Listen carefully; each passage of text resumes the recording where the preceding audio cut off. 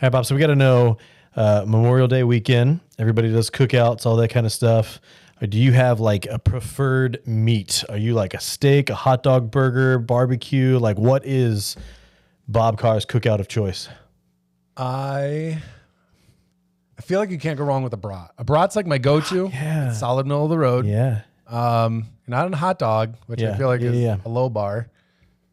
You're not at steak, which is a high bar. Yeah. So I feel like a brat combines the middle of the road meat yeah. for that kind of thing. Now, did you, being from New York, were Metwursts a thing? A Met? Because a bratwurst is a thing. How about a Metwurst? Was that a thing? Are you making words up? No, I promise it's a thing. Yeah. No, it is. It's like a brat, but it is different. I forget how. But White Hots in Rochester, where I grew up. Oh, okay. What was a white hot? They're kind of gross. Okay. They are. Okay. If a hot dog's bar is here, and we're just playing, a white hot is slightly below it. Below the Like hot dog. a gross hot dog. Like it's all, man. I don't know what makes it a white hot versus a red hot. Yeah. How they differentiate the two. All right. Interesting. It's not that interesting. In fact, you should forget that this never look it up. that I am going to look that up later on to see like what is a white hot dog. I've warned you. Hot dog. White hot is what they call it. Yeah. Is also more important question, is a hot dog a sandwich? I heard this one before. Yeah. I'm not sure I'm going to follow you through it because because it's the great debate. Like, does a hot dog considered a sandwich, or is it its own thing, or like where does it fall on the? It's not like a cold cut. However, I don't have a high opinion of hot dogs. Yeah. And they're just a touch above cold cuts. In fact, probably some cold cuts are above hot dog level. Yeah, I can see that. Say. I can go with that. Yeah. Yeah. I don't know. I like a good hot dog, but I'm a chili dog. Do you like, too. if you have a hot dog, like how done? That's a question. What's the doneness scale of the hot dog? I would prefer to be more done than less done because of the quality of the meat. So steak, I want less done. Hot dog, I want more done, right? Nice. Like that's how it has to be done, right? Because like black on it, like charred a little? I'm okay with that. I can do a little char. Okay, good. If it's not charred, I'm not like bothered by it, but like a little char just lets me know like I'm going to be okay later. Yeah. I'm with you. Yeah. All right. Yeah. All right, man. So anyway, we wrapped up our our series here on Soundmind. You brought us home here on Sunday. Give us a little recap, man, talking about everything that you went through on Sunday. I went through things on Sunday. That's for sure. I mean, the big picture that I just wanted to be clear for everyone is just the process that it takes, and that it is time, it is energy, it is effort, it is wins, it is losses. It's full of it. Yeah. And every single person in the room has specifics that are different. But in general, no, we're all here together. We're all in the midst of what God has planned for us, has in store for us, and He's bringing us through it. And maybe like a couple peeks throughout the message is just, we don't lose heart was the verse that we were talking about, and how truly what that's trying to tell us is that we don't give in to evil when things are tough. Yeah. There is some encouragement when it comes to don't lose heart, but the true root of what God's trying to communicate there is that we don't give in to evil. Satan would love for us to give in to evil when our head's swirling, when our life's swirling, when there's so many questions and doubts and worries and concerns, that we don't let Satan take control of our hearts and our lives and our faith in the midst of those difficult times. We keep our focus on God and we lean into Him instead of giving into evil. So that was like one of the peaks along the way. And then just ending with encouragement that, God has a good work in store, even if it doesn't feel like it, even if you question it, even if you doubt it, that we trust God, we lean into Him, we can find encouragement in the midst of the chaos, and then just capped it all off with God's going to complete it. And I think that we want to complete ourselves, want to fix ourselves, but there's better things than fixes, and that's God's completion for wherever He's taken us and however we're getting there. Yeah, this is good. I mean, you started the whole thing off by asking a question I think every Christ follower has asked at some point in time, maybe just any individual, and it's that idea of, is God done with me? Like, am I too far gone? Am I too far broken? Did I mess up too much? Is God just going to be done? And I think even at any point in time in our walk as Christians, like, because we still have that sin nature, we still have that brokenness inside of us, we're there, but not yet, right? It's the big word for it, sanctification along the way. this question gets asked all the time, right? Is God done with me? Am I going to make the mistake? Am I going to sin too much? Am I going to have that bad choice that God is just going to say, you know what? I'm completely done. I don't want that anymore. Yeah. I think that a piece to bring to that is the fact that you're asking that God's in the equation. Let's even say it that way. That's good. Yeah. There are probably people that God's never in the equation in the first place. Like you don't have an understanding or a faith aspect in the midst of whatever you're going through. And I think that sits in a slightly different seat than just even bringing God into the conversation. And my mind tells you that he is present in that work. Yeah. In one way, shape, or form. It might be a huge, giant way, or it might just be that first step, that first process of your faith finding him. And the one thing that I don't love about a process is I would love for it to be done. That'd be cool. Yeah, right. If I could be complete today. Maybe today was my day that I just crossed it off the list and I'm ready to go. Yeah. But there's phases, there's times where you're winning, times when you're losing, times when you're down, times when you're up, and the process is ongoing, and that's intentional. No fun, but it's intentional. Yeah. Yeah, because it's not about achieving anything. It's a relationship, right? Yeah. Like the whole point in this, and relationships can be messy. Relationships always take time. Relationships always have hills and valleys and that piece of it. And so if we were trying to achieve Christianity or achieve what we have with God, like that would be one thing, but he's very clear all throughout scripture.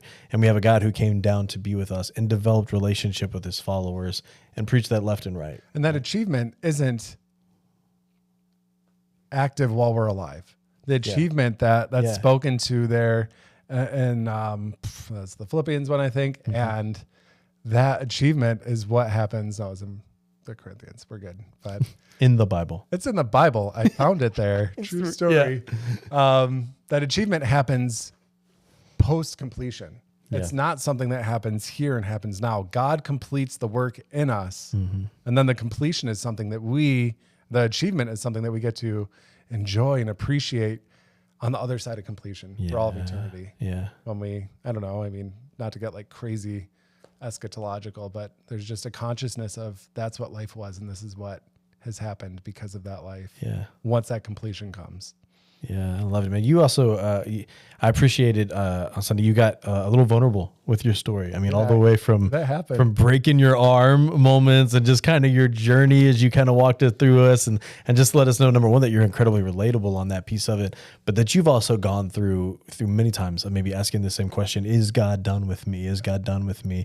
And what was interesting to me was that you talked a little bit about, for you, asking that question, you needed people. Like people had to come stand beside you in times of brokenness and asking that question internally, is God done with me and my family stuff and my ministry stuff and all that?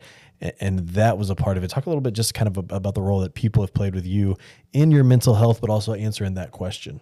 Shoot. Can't do it alone. Yeah. I think that's your number one, like just flat out. When you are in that space, when you are in that spot where you don't know which way is up, you can't get yourself up. You can't go north when you don't even have a direction. You can't even get yourself out of bed. So people need to do that for you, and the right people, because there are some people that are not the right people for that conversation. Mm-hmm. That they do not have something that will help you draw closer to God, or that will help you heal in the process. And it's complicated. It's always complicated. But know the people that love God, that follow after God and want you to follow after him as well, are the people that you want alongside you. And even looking back, because I wasn't in a good spot, I probably pushed some of those people out. Sure. Unnecessarily. Sure. Pain will do that though. I thought I knew. Yeah. Truth. I thought I knew what I needed, and no, that's not true. And even working through communicating this, because this is something I haven't communicated, especially on this level before, that I made mistakes, that I made errors, I made regrets of people that I burned that probably didn't need to be burned, that had the right intentions and had the right goals and had the right plans. But man, I think of my wife is with me all the way through. Yeah. She as I was working through this, I tend to like, I don't know, huddle up into myself and keep myself focused so that I don't like go crazy and wild. She was sending out texts to other people that I know. They're like, hey, you need to tune into Bob this week. Or Yeah. I'm going to shoot out a text this afternoon to one of my friends back home and say, hey, think you should listen to this, or I want you to hear this next step, because they were there for the whole process. Yeah. And it's still happening is what I want them to know. Yeah. Man, this is just one more step in the process. And I don't know what it looks like on the flip side, but today's the day for it. And today is the day for this step of the process. And people are important. People matter. Lots of conversations. I was talking to Rick afterwards. I know that you and I have had conversations. I know that there's lots of little bits and pieces over the spans of years. Yeah. Years that matter, that are significant. Need to hang on to them. Yeah. Yeah. That's good. There's a lot more you could say. But yeah, for sure. For sure. I'll ramble. I think, what's interesting is you get this opportunity and do a fantastic job. You're on this team of guys who leads our men's ministry.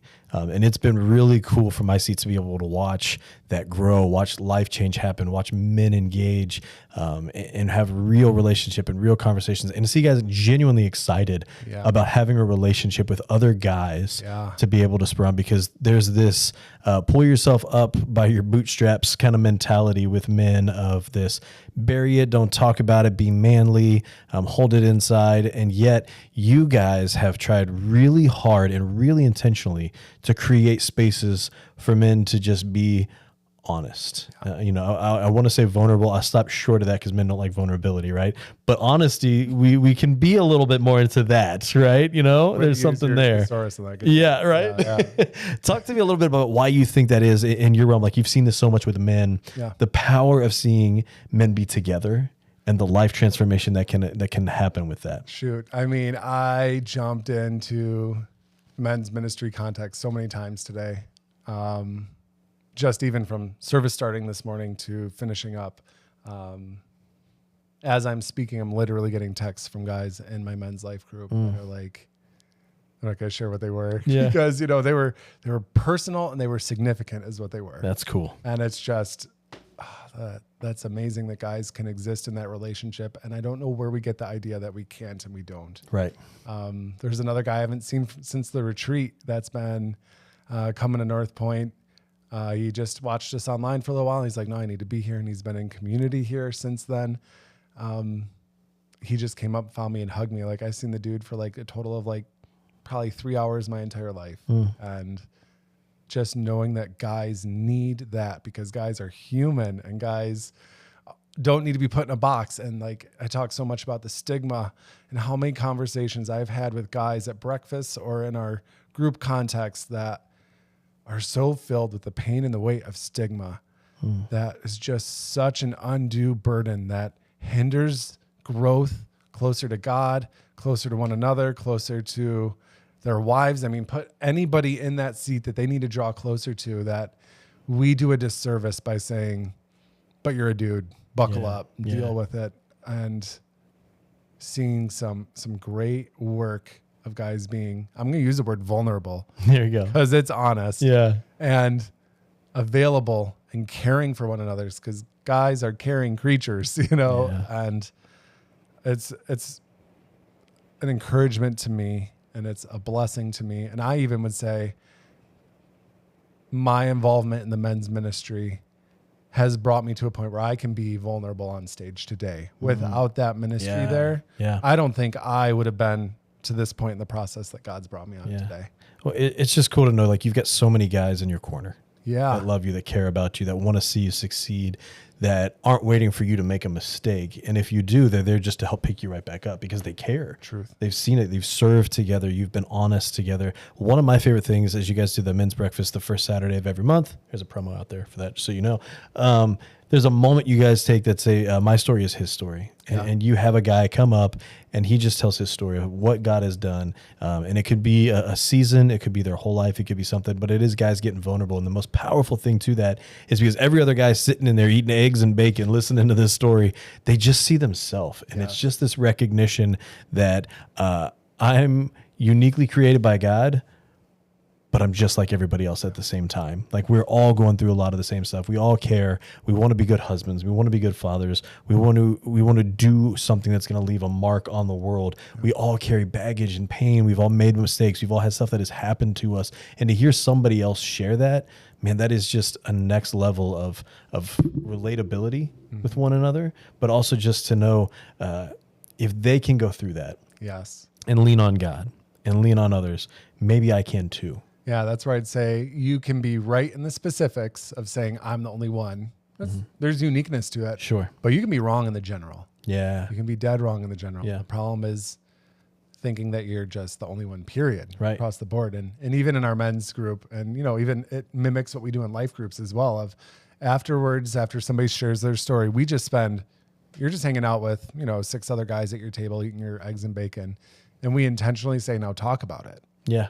Like, now, how do you relate to that? How do you see yourself in that? How do you see God in that? How do you see your circumstances and your current events or your past? Like, what do you have to bring to the story? Because like we call it my story is God's story. And guess what?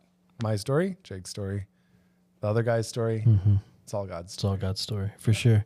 You said something in your talk. I thought this was just really well worded.